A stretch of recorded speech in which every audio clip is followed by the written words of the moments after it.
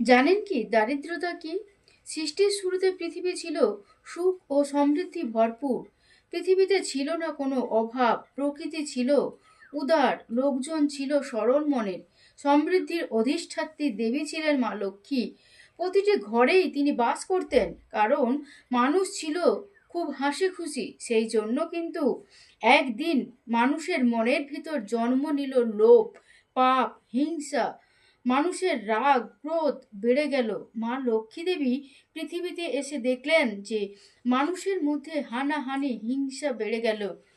তখন মা লক্ষ্মী দেবী খুব ক্রোধিত হলেন। তিনি বললেন, তোমরা যা কষ্ট করছো তার সমান ফল পাবে না। তোমরা আমার স্থানে জন্ম নেবে, আমার ছায়া।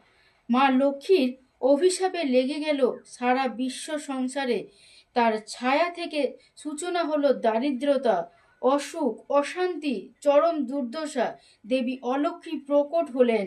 আর যেখানে দয়া মায়া স্নেহ মমতা আছে, সেখানে মা লক্ষ্মী দেবী আবির্ভূত হবেন। এই আশীর্বাদ দেন। জয় মা লক্ষ্মী দেবী।